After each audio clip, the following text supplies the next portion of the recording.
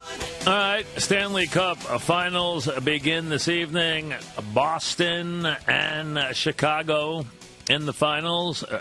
So big week for NBC. They got the Stanley Cup Finals. They got the U.S. Open. So a lot of work for the Peacock this week, and a lot of work for Pierre McGuire. Pierre, welcome. How are you? I'm doing fantastic, Mike. Great to visit with you. All right, Pierre. First, Pierre, you have any thoughts on the Rangers candidates before we get to the Stanley Cup Final? Anybody that would interest you? Anything you'd like to add to their search for a new coach? Oh, I think Alain Vigneault is a tremendous candidate. I think Lindy Ruff is an outstanding candidate. I'd love to sit in on the interview with Mark Messier to see just what kind of candidate he truly is. But Lindy Ruff and Alain Vigneault, if those are the two candidates along with Mark Messier, you've got a pretty good field for that position. Both those coaches, established coaches, are tremendous. I worked with Alain Vigneault in Ottawa, and I've done and watched a ton of games that Lindy Ruff has coached in, and I coached against Lindy when he was an assistant in Florida, and I was a head coach. So I know their body of work pretty well for both of them, and I'd love to hear what Mark Messier has to say about what he would do as a coach of the Rangers. Would you be concerned about a superstar coach? I wouldn't be concerned about a superstar coach, but I would make sure that superstar coach was surrounded with very experienced assistants, guys that have been around the National Hockey League as coaches, and guys that really have a firm grasp on special teams. Special teams, Mike, are such a critical part of the National Hockey League today, and it's far more structured now than when Mark played. I can tell you that right now. All right. The finals pit two teams that have had recent success. They've both won recent cups. It pits two teams that come off really overwhelming performances in the conference finals. All right, so you got two teams really have to be very confident, have to feel very good about themselves right now.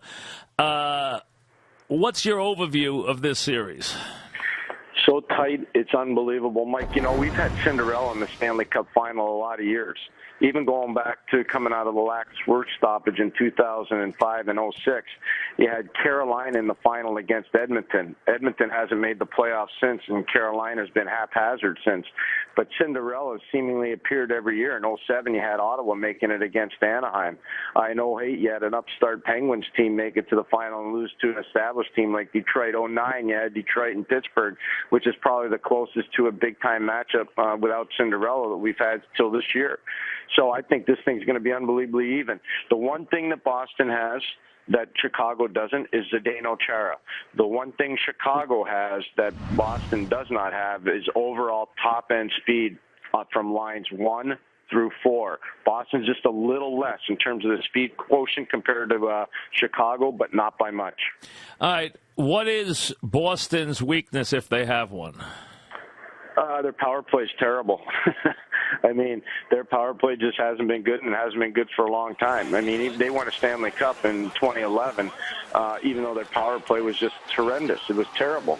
But they find a way to overcome it. 1, because they have elite penalty killing. 2, because they score a lot of 5-on-5 goals. And 3, their defense is world-class. And they had Timmy Thomas in goal in 2011, and they've got Tuukka Rask in 2013, and Rask has been tremendous this entire playoff.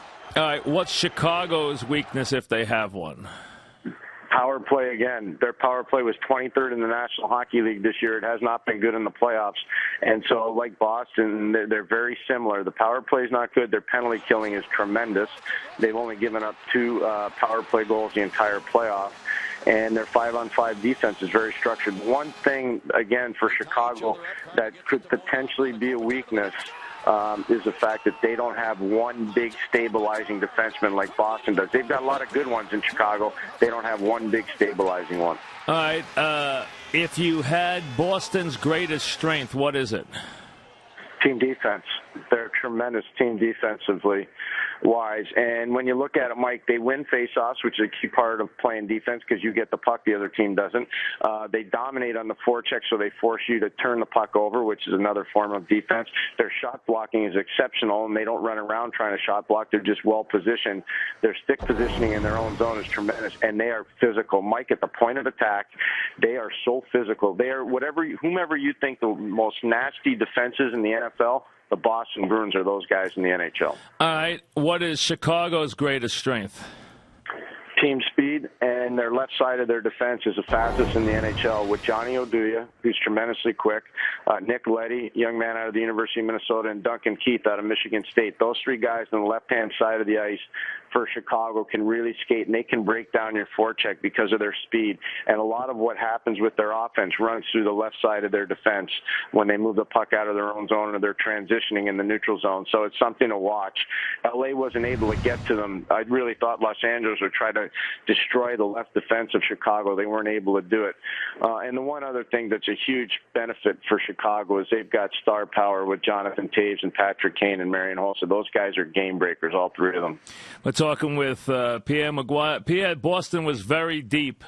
Deep in the Ranger series, seemed to be deep throughout these playoffs. Is Chicago as deep as Boston?